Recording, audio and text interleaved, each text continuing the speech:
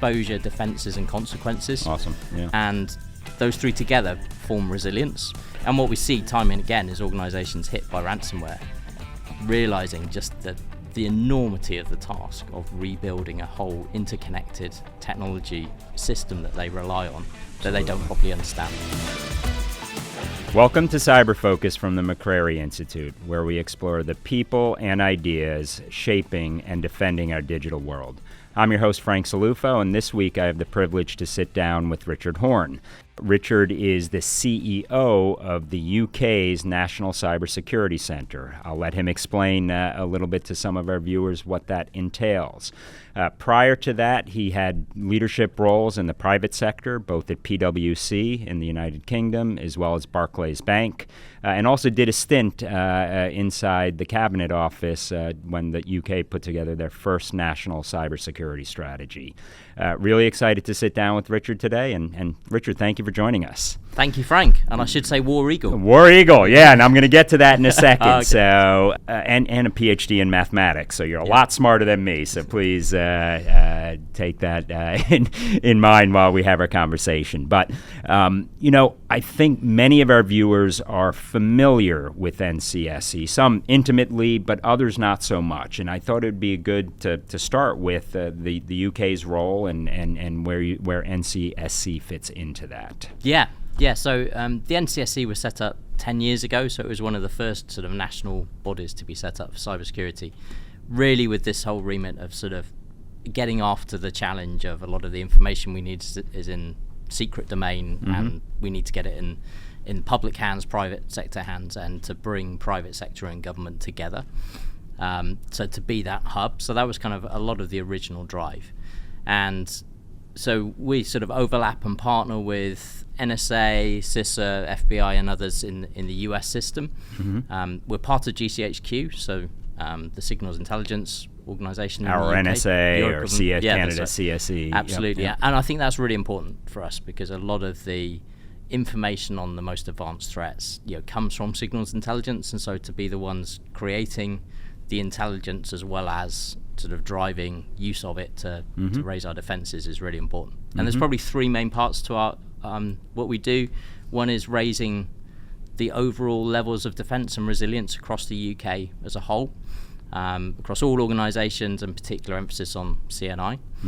Second area is leading defenses against the most advanced threats, and China is clearly the pacing cyber threat, but many others are available. And then the third area is being the national technical authority for cybersecurity, so being able to issue really technically grounded advice, guidance, and steers both for government and the private sector that people can rely on and doesn't have a vested interest, but it's we can be that authority for the UK. Awesome. And having seen it both from the private sector's perspective, who's an important customer in terms of information sharing, and now the government's perspective, what are some of your initial thoughts here? Because I do think what makes the National Cybersecurity Centre in the UK unique is that it's coupled with GCHQ.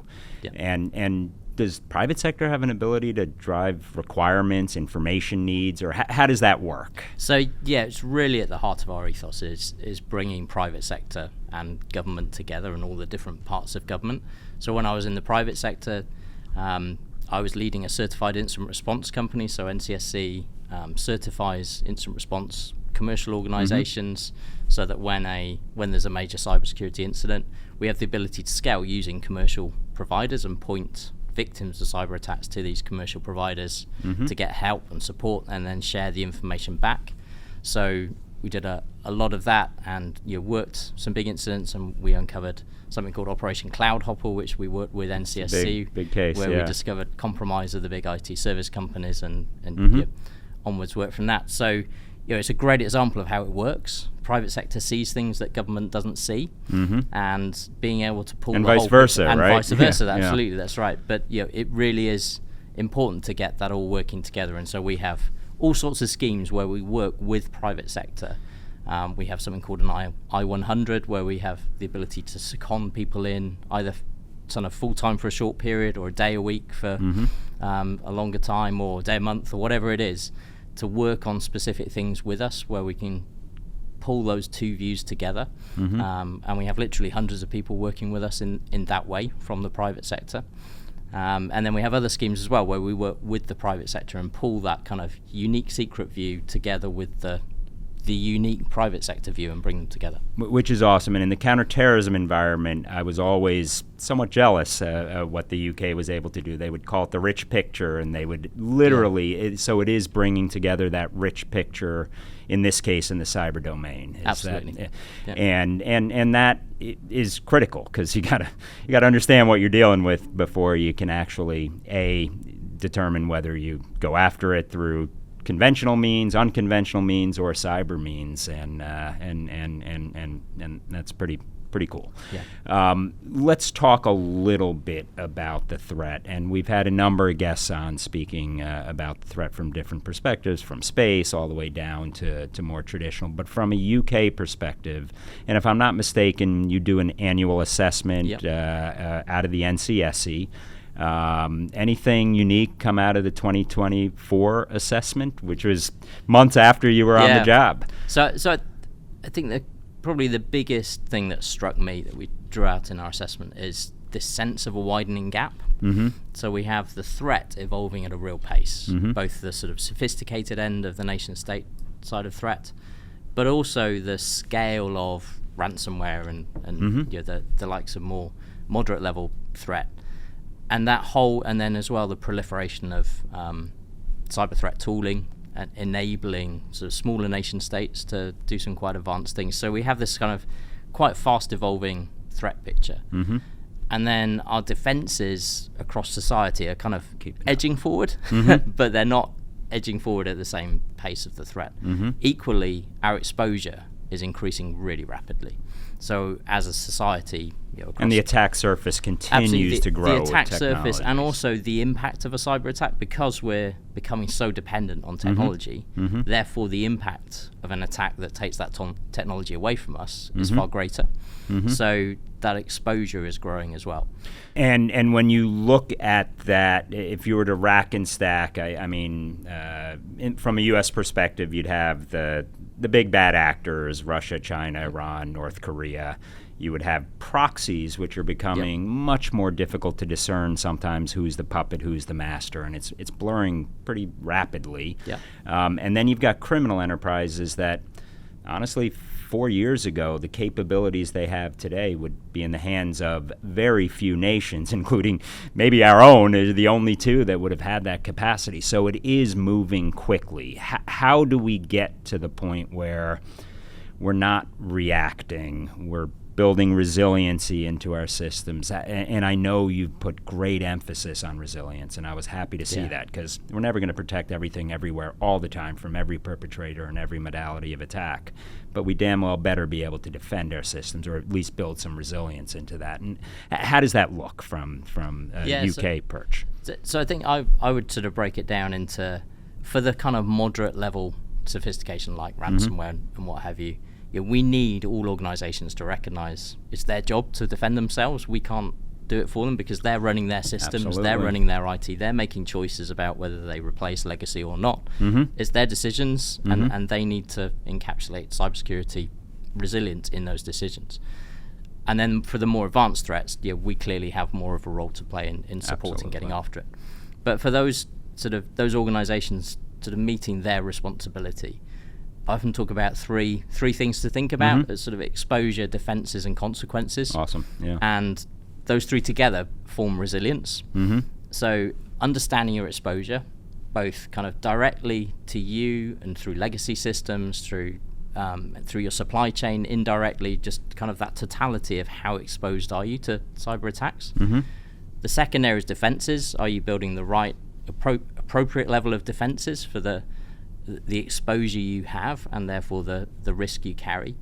And then the third area is consequence management, which is often overlooked in the resilience conversation, where if you have a ransomware attack or an attack that disables your IT, how will you continue operations, and how will you rebuild, and what's your plan for rebuilding? And many organizations will say, I've got a business continuity plan, I've got a disaster recovery plan, And then you kind of dig into it, and the business continuity plan isn't for so much the total loss of IT. Or they all start with sending an email or something like that. Or the disaster recovery plan is for rebuilding from individual systems failing rather than a total rebuild of all your IT, which is a huge, huge task.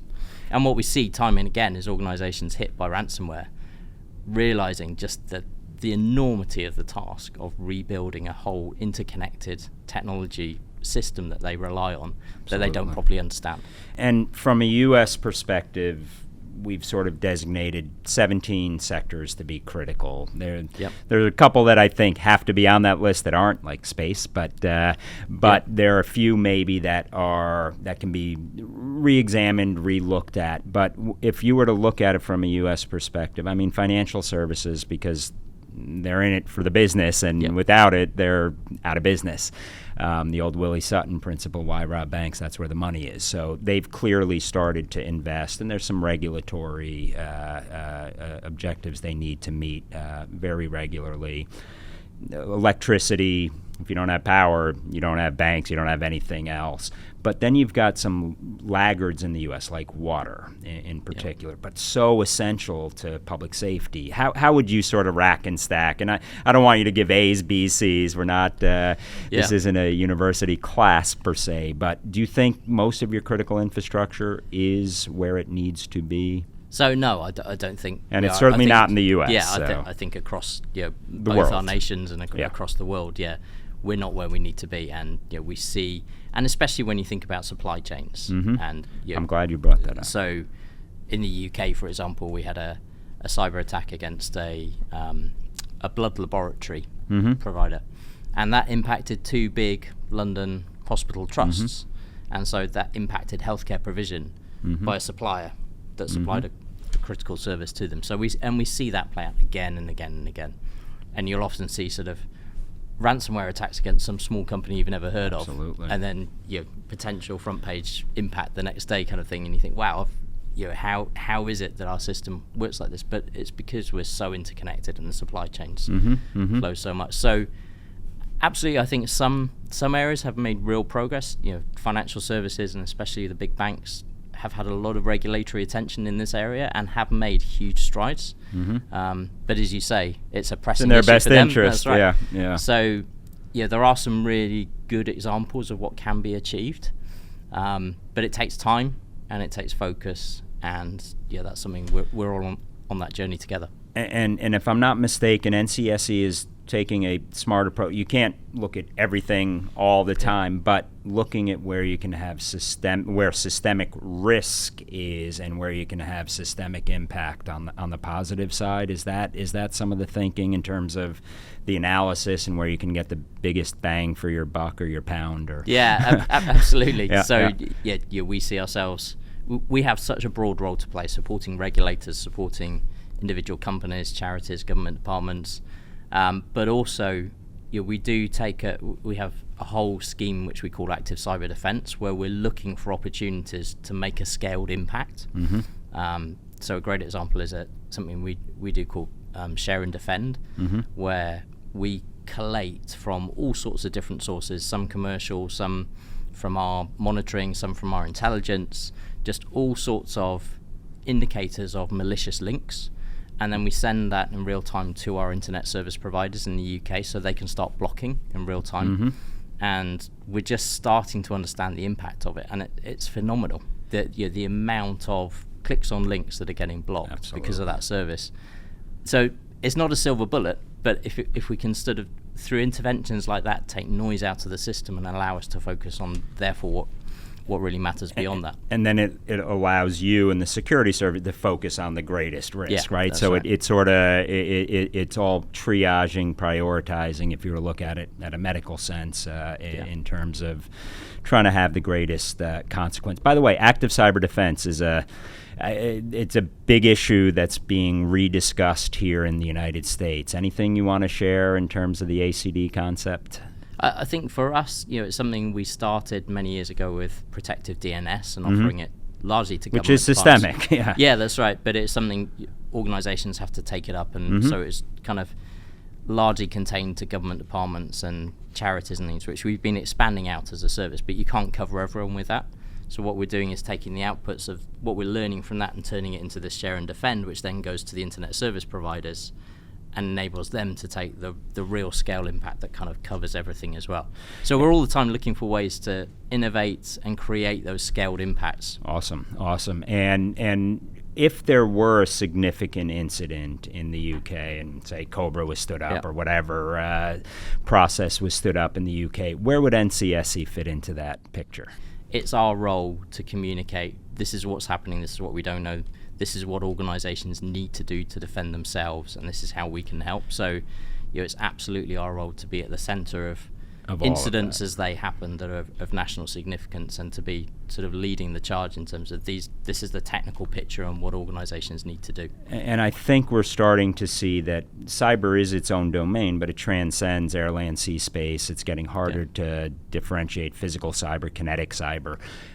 So it would probably be all of the above, right? I mean, at the end of the day. But NCSC does have that role, which is a critical role, and hopefully you never have to step into those shoes soon. But I think that it's more than unlikely. There's a possibility that actually does happen, and I think is important. In the U.S., one of the challenges you will hear over and over and over is small, medium-sized businesses, state, local, territorial, tribal. I know our systems are created a little differently, so there is a tether to London on some of these issues from a policing standpoint. But how do we get around the small, medium-sized businesses? So I think most of the big infrastructure owner-operators, at least they understand they need to do something. Are they doing enough? Probably not. But many of them didn't go into business thinking they had to defend against China, Russia, Iran, North Korea, and national security agencies and militaries. How do you get around the small, medium-sized business? If there's an incident, who do they call? So I think it's a really good point, and we have a number of strands to that answer. So there's no one kind of just like us. That's right. So I think the first thing is to recognize that actually for a small organization, cybersecurity is easier. A lot of the challenges of cybersecurity, both in terms of defense and recovery and rebuild, comes from scale. You take the most extreme example of a builder who uses a laptop to do their supplies ordering. If the laptop gets bricked by ransomware, then they go out to the local store, buy a new laptop. If they've got it backed up in the cloud or backed up on a USB stick, then they're back up in business, and that's straightforward. But it's as soon as you start connecting systems together that the challenge becomes much harder, both in terms of defending, but also in terms of being able to rebuild and be resilient. So I think the first thing is to try not to scare people. It's not as hard if you're a small organization. The second thing is to have really clear guidance. So we have something called Cyber Essentials in the UK, which has been around for 10 years now, and it's the sort of the 5 foundational things that if you do these, then they're the foundational things for cybersecurity, and try and make that really clear, really simple. We've worked with insurers who have assessed how many claims on cyber insurance have been made when organizations had Cyber Essentials, and they've concluded that... Do you think your insurance sector's figured that out? Ours is struggling. I just testified before Congress on this issue. They assessed that organizations are 92% less likely to make an insurance claim if they have Cyber Essentials. Okay, so it's great to have that fact. That's not our fact, it's what the insurance industry is telling us.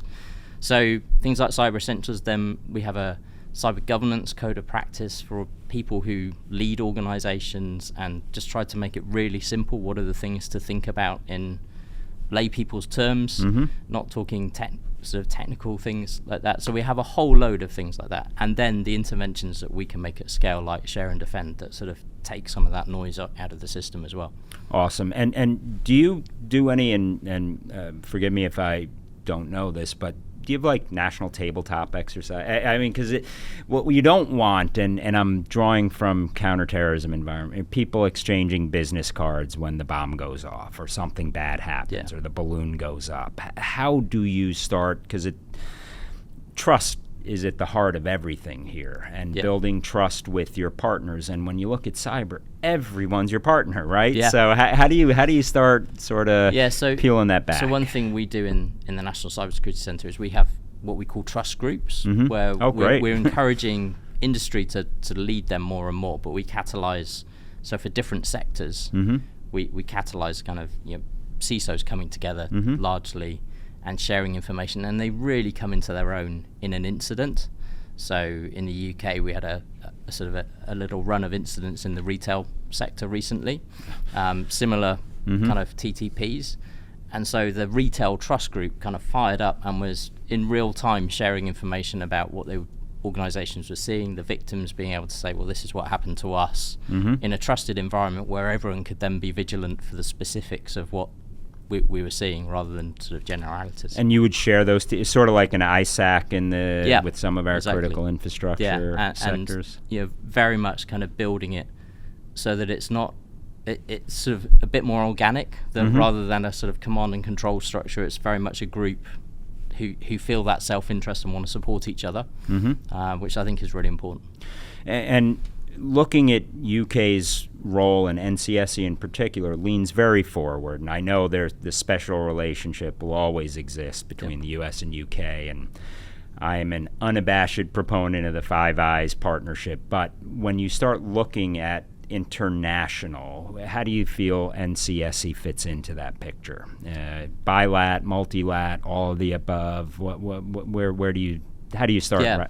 So I mean, for us, our relationship with the US, as you say, both we're part of GCHQ, so the signals intelligence relationships are really important. So the relationship with the US and the Five Eyes really does underpin, especially our understanding of the most advanced threat and how we get after it. The APTs. Yeah, that's right. And we do a lot of work together. You'll have seen loads of advisories and guidance coming out about specific threats that are... Including logos, formal logos. Absolutely, and I want to see more of that. Yeah, so. that's right. And other players too, other countries absolutely, as well. And we, as a Five Eyes, we very much see the value of expanding that out to include many other countries. The more we can create a unified sort of approach to combating some of these advanced threats, the more it will benefit us all, because we are a global society and we depend on each other, and we have to kind of create that movement of a response, not just acting in isolation. And I don't want to sound all breathy here, but we can't take for granted that democratic countries, autocratic regimes can exploit technology in different sorts of ways. And there's a bigger issue that I think democracies need to really line up on this, even if we don't agree on everything else. On some of these principles, that's essential. Is that fair from your perspective? Yeah, and I think working together with other countries, and especially more developing countries, as the US and the UK do, by supporting them, we're helping that sort of democratic drive globally for sort of the free will to really unite in combating some of these, as you say, quite almost existential threats. And it's also realpolitik. It's in our best interest, because what happens there comes here. Absolutely. So it's sort of a tripwire as well. Absolutely, so if you think about it in a traditional kind of way.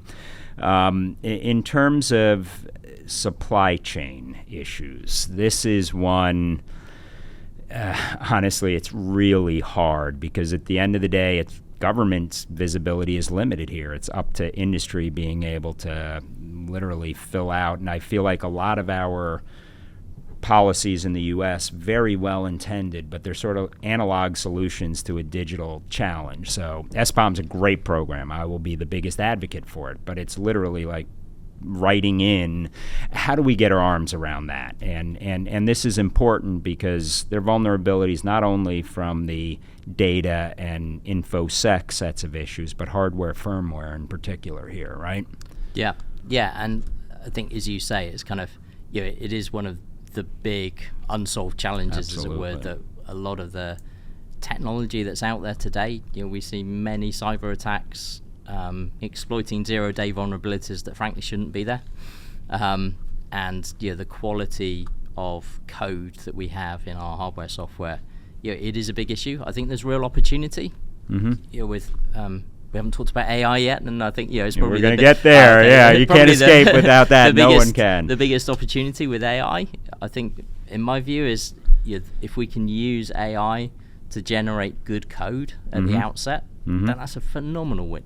Absolutely. And we'll start to start to make a real impact over All right, time. you open yourself up to the AI question, and whether it's AI or AI enabled is more the way I'm looking at it through application. But almost every national security leader I brought in tends to believe AI benefits the attacker. Almost every industry leader I've brought in tends to believe AI done right benefits the defender, the red-blue.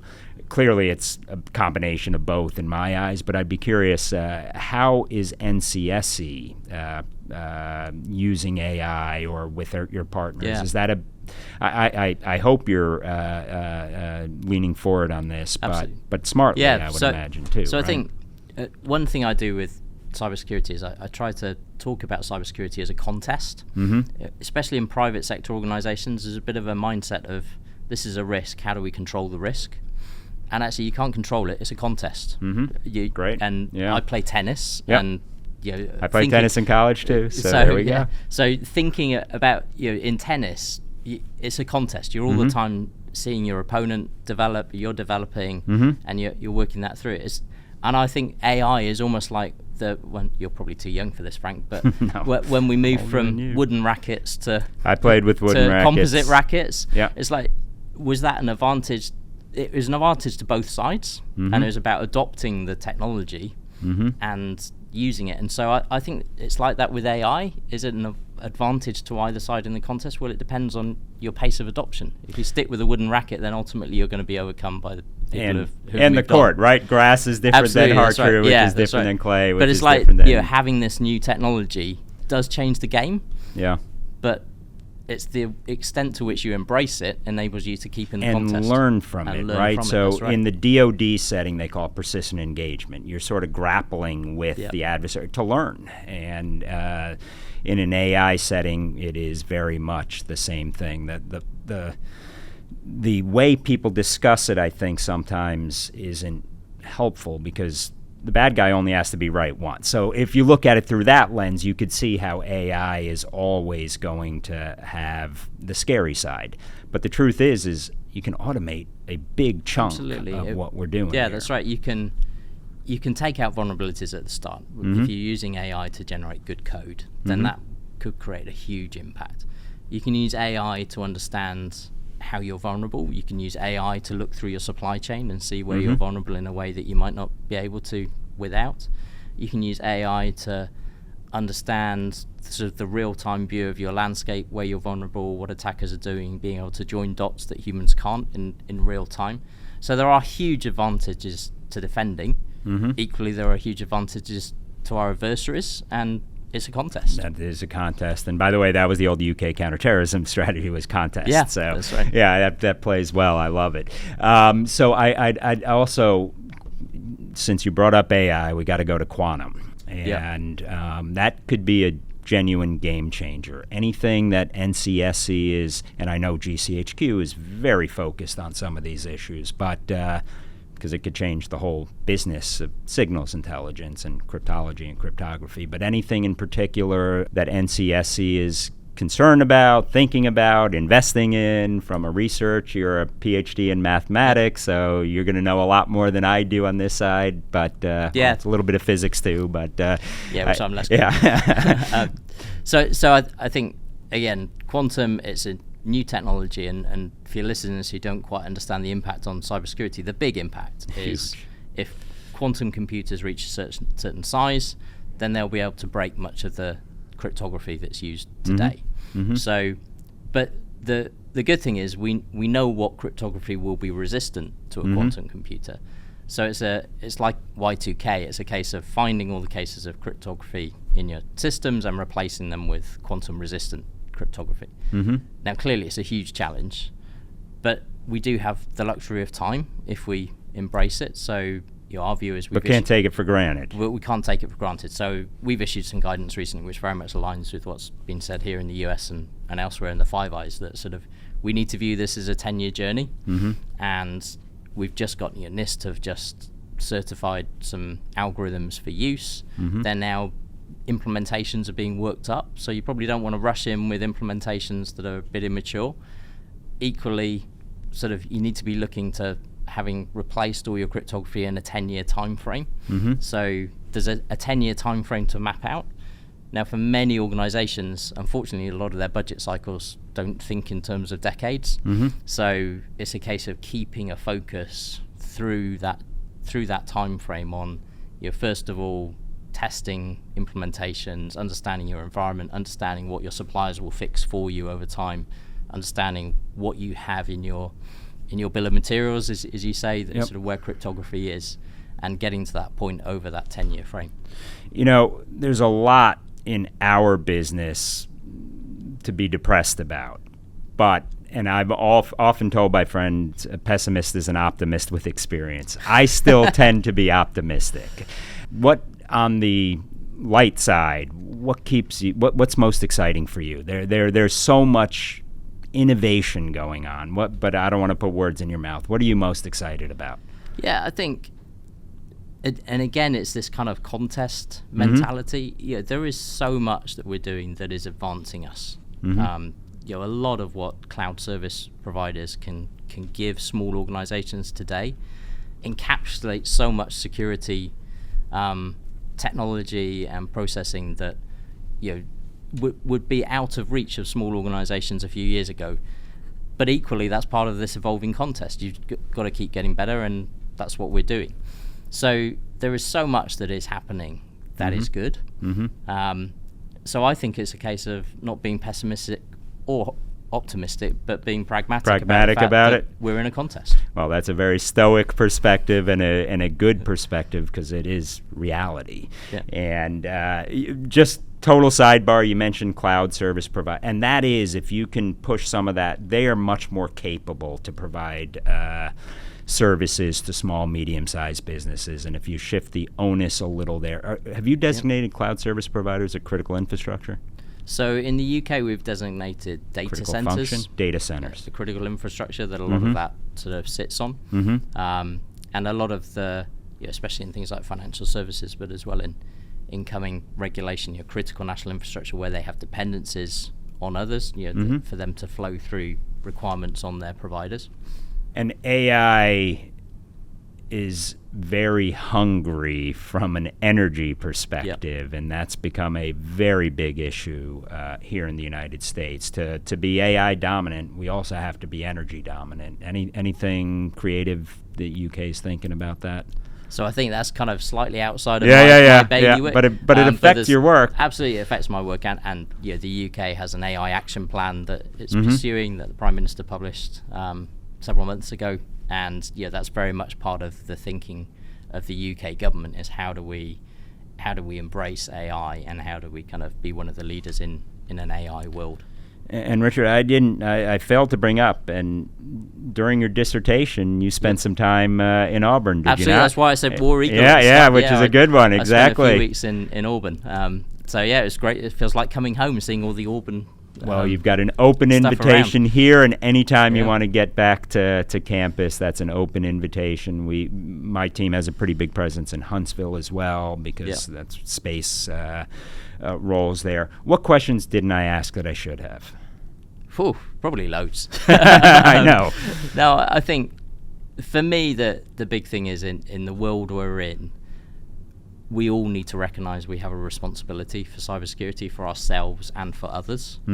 And the more we can work together internationally, the more we can work together, government and private sector together, to make sure we're all stepping up to that responsibility and really understand. Organizations like mine can empower, can help, but we do need all organizations to take that step and understand that cybersecurity is part of their mission. It's not an additional cost, but cybersecurity is actually part of your mission. And for what it's worth, when I served on the Solarium Commission, I wanted to build an NCSE in the UK. Now, it gets complicated with intelligence authorities in the US, but in all sincerity, you are leading an essential organization that is every day doing important work for the betterment of your citizens, and I think our citizens benefit from all of that. And let me just say thank you for taking time on your busy trip to DC to sit down with us, and more importantly, for continuing to fight the good fight, because the women and men that want to do good will do good, but they ultimately are going to need leaders like you to make that happen. So thank you. Thank you, and thank you for having me here. Let me leave you with the token, both figuratively and literally, of our appreciation, our coin, and it's actually made in the U.S. So Richard, thank you. Thank you. Thank you for joining us for this episode of Cyber Focus. If you liked what you heard, please consider subscribing. Your ratings and reviews help us reach more listeners. Drop us a line if you have any ideas in terms of topics, themes, or individuals you'd like for us to host. Until next time, stay safe, stay informed, and stay curious.